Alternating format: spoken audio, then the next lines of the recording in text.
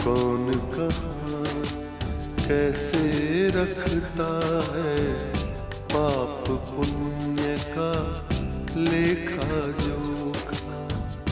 कौन कहाँ कैसे रखता है पाप पुण्य का लेखा जोखा। ओढ़ के चादर तू गुरूर की, ओढ़ के चादर तू गुरूर की, देता अपने आप को धोखा। कौन कहाँ कौन कहाँ कौन कहाँ कौन कहाँ। तेरी शादी तेरे इस घर में सबसे बड़ा संकट लाने वाला। ये पंडित लोग भी ना कुछ भी कहते हैं। अरे ऐसे किसी के भविष्य पता चल सके तो हो गया, हर कोई भविष्य के भरोसे बैठा रहे। ये यंत्र ये प्रदर्शित कर रहा है कि प्राणी आरसी श्रीवास्तव ने अपने पापों का संग्रह तो कर लिया है, लेकिन उसके पापों के संग्रह में कोई वृद्धि नहीं हुई है। इस उम्र में आपके पति के सर पर मोहब्बत का भूत चढ़ा है। समझिए आप, वो किसी के साथ रास रचा रहे हैं। आप जिंदगी की एक ऐसी किताब है प्रेम साहब, जिसमें भूले भटके को भी पढ़कर राह मिल सकती है। अब आप यूं समझिए कि उर्वशी इस किताब का हर पन्ना पढ़ना चाहती है।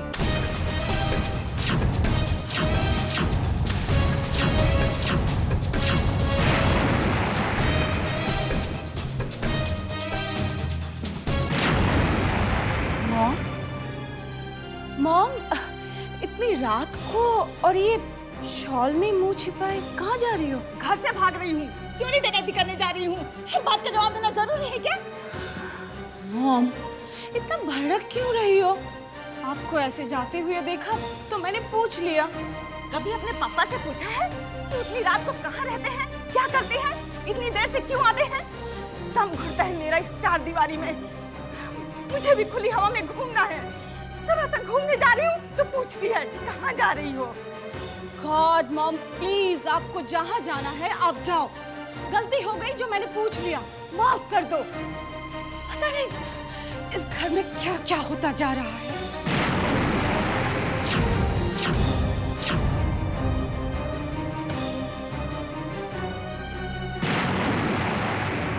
मॉम जिंदगी में पहली बार इतनी टेंस्ड थी। फिर इतनी रात को जा कहाँ सकती है? शायद डैड के ना आने से परेशान होकर उन्हें ही ऑफिस में तलाशने गई हो।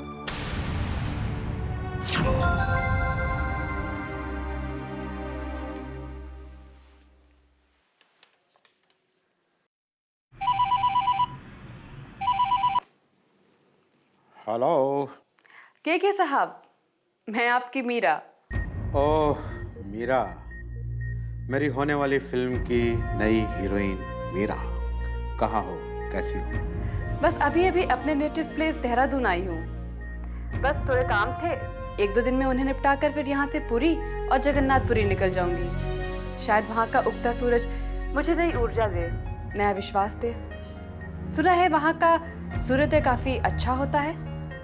मीरा, तुम्हारे जाने के बाद शकुंतला देवी और कृष्णा बहुत उदास है। तुम तो अच्छी तरह जानती हो कि तुम्हें लेकर उनकी क्या फीलिंग्स हैं। देखिए सर, एज पर एग्रीमेंट मेरा वो सब्जेक्ट क्लोज हो चुका है।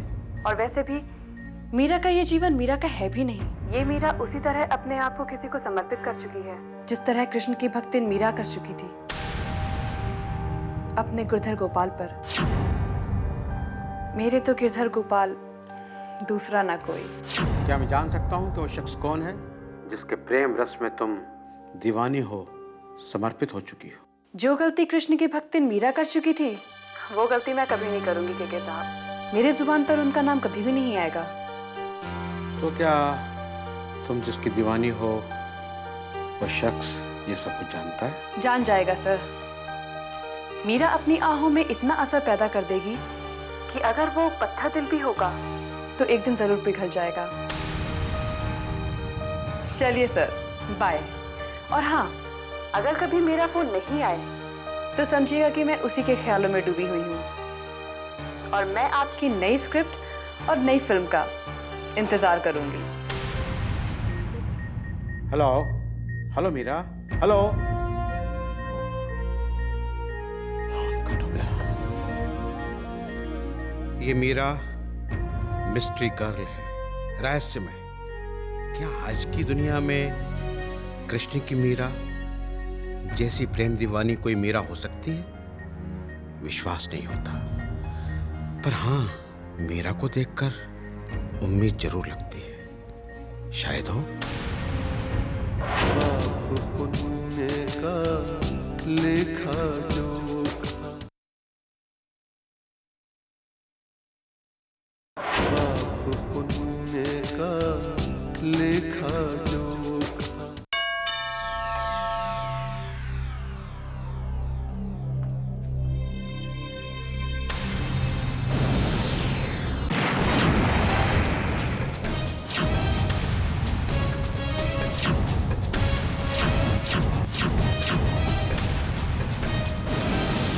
जी, आपकी तारीफ। आपके पीछे जो खड़े हैं, मैं उनकी पत्नी भाग्यवंती श्रीवास्तव हूँ।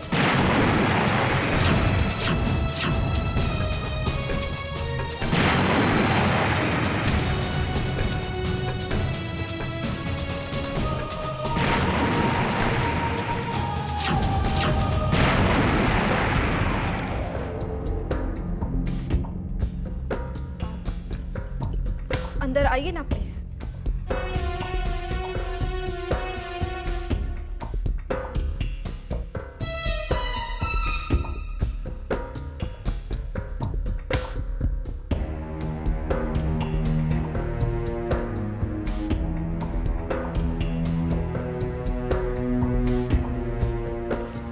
चलिए, अब तो आपने सब कुछ देख लिया है, आपको सच का पता भी चल गया। अब हमें आसानी होगी बातें करने में। मैं किसी गिरी हुई औरत से बात करना नहीं पसंद करती। मैं अपने पति से बात करने आई हूँ।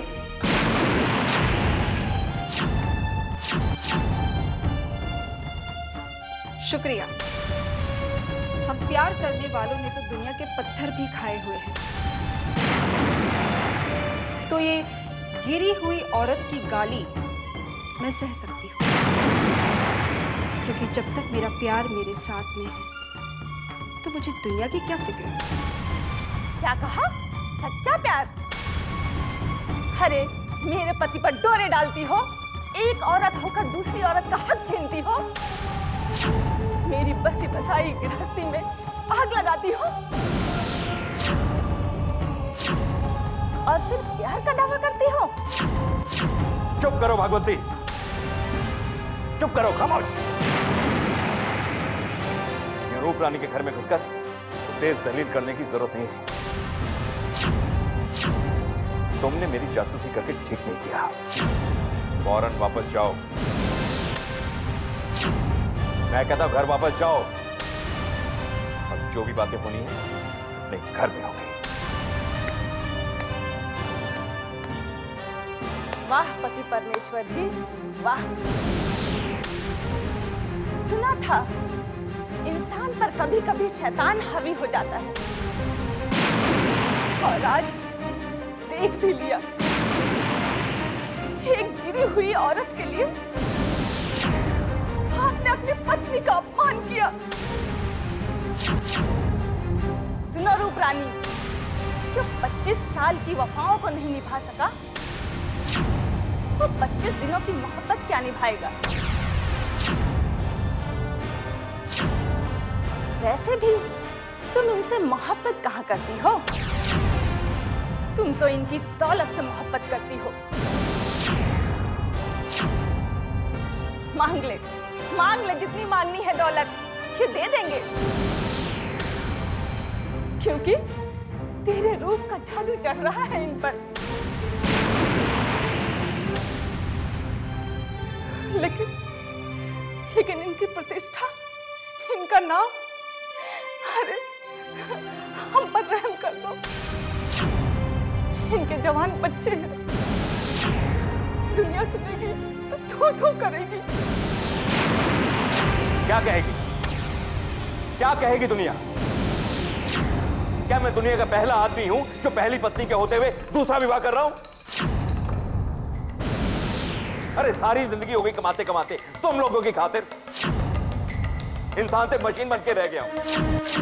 जिंदगी में पहली बार खुशी मिली है मुझे, मेरे दिल को। वो भी तुम्हें चुभेगी, बच्चों को चुभेगी। क्यों? मैं पूछता हूं क्यों?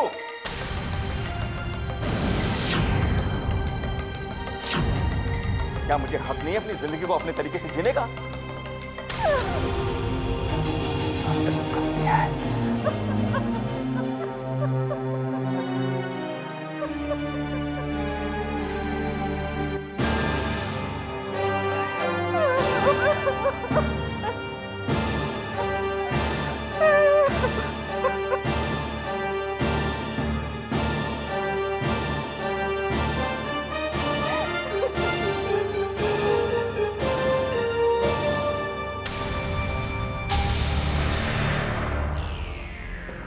अब इसमें मैंने क्या किया?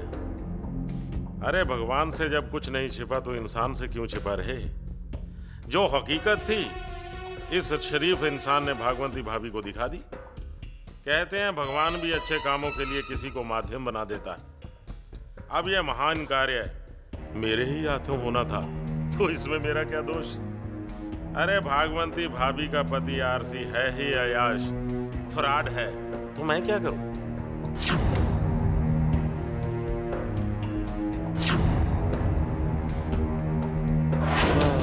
पुण्य का लेखा जोखा,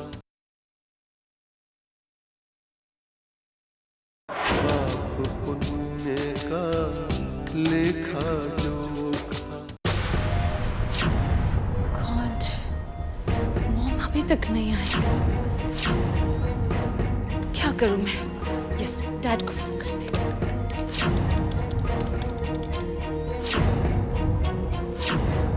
ओह नो, नॉट रिच। क्या करूं मैं? यस,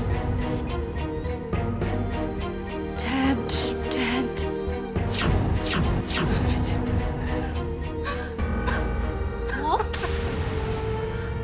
मॉम, क्या बात है? आप रो क्यों रही हो? मॉम, आप कुछ बोलती क्यों नहीं? क्या बात है? कहाँ गए थे आप?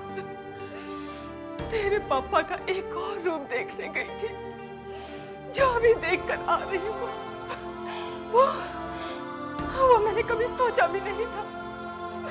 मॉम, आप क्या कह रही हो?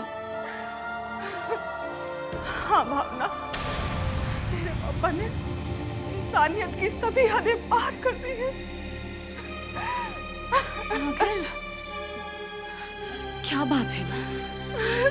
ऐसा क्या हुआ? भावना, मैं तुझे किस मुंह से कैसे बताऊं कि क्या हुआ? मॉम, बात जो भी हो साफ साफ बताइए। अब मुझे कहाँ गई थी आप? हाँ, ऐसा भी क्या देख लिया आपने?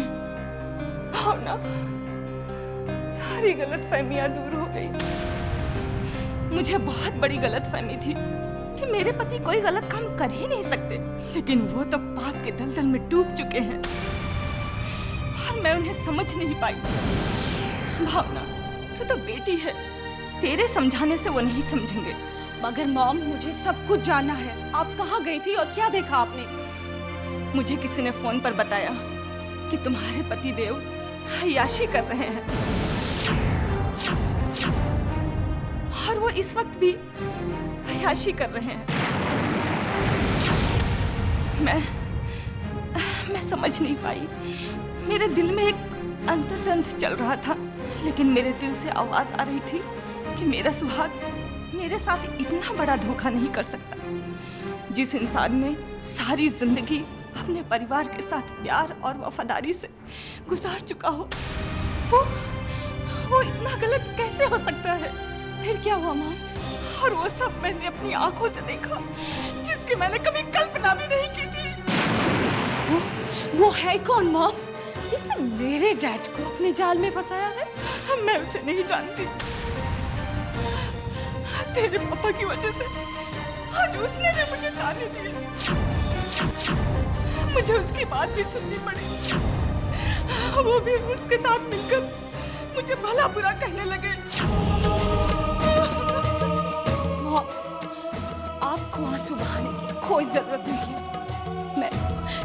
मैं हूं ना मॉम आपके साथ, और अब भैया को भी जल्दी बुला लेंगे। हम दोनों हैं ना आपके साथ मॉम। और देखना, अब डैड को उस औरत के चंगुल से जरूर छुड़ा कर लाएंगे मॉम। अब सब कुछ खत्म हो गया भावना, अब हम बदल चुके हैं। No mom, no. डैड को किसी भी तरीके से वापस लाना ही होगा, वापस लाना ही होगा मॉम। हमें ही समझाना पड़ेगा डैड को, उन्हें समझाना होगा मॉम। उन्हें समझाना होगा कि उनका ये कदम उनकी अच्छाइयों और उनके नाम को बदनामी के घर में डुबो देगा। भावना, अब ना उन्हें नाम की फिक्र है, न इज्जत की, न तेरी, न नाम की, न मेरी। उन्हें तो अब वो अनजान लड़की प्यारी है, वही उनकी खुशी हो गई है। एक इंसान ऐसे कैसे बदल सकता है? नहीं मॉम, नहीं मॉम। डैडी, डैडी, बस नहीं कर सकती डैडी। पाप पुण्य का लेखा जोखा, पाप पुण्य का लेखा जोखा। पापा, मुझे आपको एक खुशखबरी सुनानी है। सुनाओ बेटा। ये देखिए ट्रॉफी। वाह। पापा, मेरा प्रोजेक्ट पास हो गया है और अब इसे एक बहुत ऊंचे स्तर पे लॉन्च किया जाएगा। ये बहुत बड़ी खुशखबरी है बेटा। मेरी बेटी ने जिंदगी का पहला इम्तिहान पास किया है, सफलता के पायदान पर पहला कदम रखा है। और पापा, मुझे बडिंग इंडस्ट्रियलिस्ट भी चुना गया है। हम सब मिलकर एक बहुत बड़ा जश्न मनाएंगे। जश्न मनाएंगे हम, जश्न। ये मेहनत और ईमानदारी से सींचा हुआ मेरी गृहस्थी का बगीचा है। यहाँ फूल खिलेंगे ही, बस डर है तो बगीचे के मालिक का, वो ही इसे ना जला दे।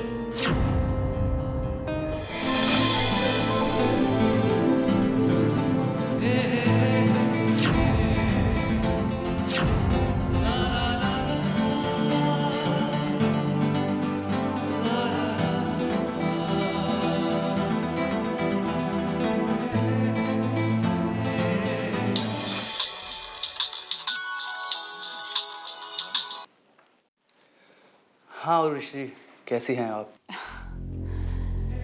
बस किसी अंधेरे में भटक रही थी, सोचा उजालों का सहारा ले लूं। मैं आपको कहीं डिस्टर्ब तो नहीं कर रही? नहीं नहीं, अब तो हम क्लोज फ्रेंड हैं और फिर मैं आपसे इम्प्रेस्ड भी बहुत हूँ। You are most welcome any time. Thanks mister William. मैं तो बस आपकी मॉम की, डैड की उन बातों को सुनना चाहती थी जो उन्होंने आपको सिखाई हैं। मैं उन महान आत्माओं से मिल तो नहीं सकी, लेकिन आपके रूप में उनके विचार, उनके संस्कार हमारे पास है। बस मैं थोड़ा सा आपका कीमती वक्त चाहती हूँ। I hope I am not disturbing you. Urvashi ji, आप जानते हैं हमारे माँ बाप हम बच्चों को हमेशा कुछ ना कुछ सिखाते रहते हैं, लेकिन कुछ बच्चे ऐसे होते हैं जो उन बातों को जल्दी से सीख लेते हैं और कुछ ऐसे होते हैं जो उन बातों को भुला देते हैं। शायद आप अपने माँ बाप की उन बताई हुई बातों को भूल गई। खैर, मैं आज शाम को आपके घर पर आ रहा हूँ 7 बजे, लेकिन हाँ, सिर्फ चाय पीने के लिए, क्योंकि मेरा डिनर ऑलरेडी कहीं पर बुक है। नहीं प्रेम साहब, आपके साथ बात करने का वक्त बहुत कम है। आज ना सही कल मिल लेंगे डिनर के लिए। ठीक है, तो हम कल मिल लेते हैं। Thanks a lot. Prem ji, मुझे उम्मीद नहीं थी कि हमारी दूसरी मुलाकात इतनी जल्दी होगी, और आप हैं ही इतने ग्रेट कि मेरी झोली से ज्यादा खुशियां आप भर देते। हमारी दूसरी मुलाकात के लिए मैं इंतजार करूंगी। उर्वशी जी, दूसरी नहीं तीसरी। शायद आप उस हॉस्पिटल वाली पहली मीटिंग को भूल जाती हैं। ये भूलने की आदत अच्छी नहीं। शायद आप अपनी इसी आदत के कारण अपने माँ बाप की सभी नसीहतें भूली होंगी। I think so. ओह, अब आपसे बातें करते हुए सिर्फ दिल से नहीं, दिमाग से भी काम लेना होगा, क्योंकि दिल तो आपकी मीठी मीठी बातों में सब कुछ भूल जाता है। आप टेंशन मत लीजिए, अभी आपके पास ये दोस्त है ना, आपको सब कुछ याद करवाने के लिए। Okay, thanks, bye. Good bye.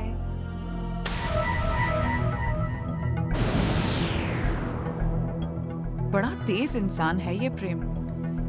Veeru जी कहते हैं इसे शीशे में उतारो। ये आदमी तो एक्सरे की निगाहें रखता है, कहीं उसे ये मालूम ना पड़ जाए कि उर्वशी का प्लान क्या है।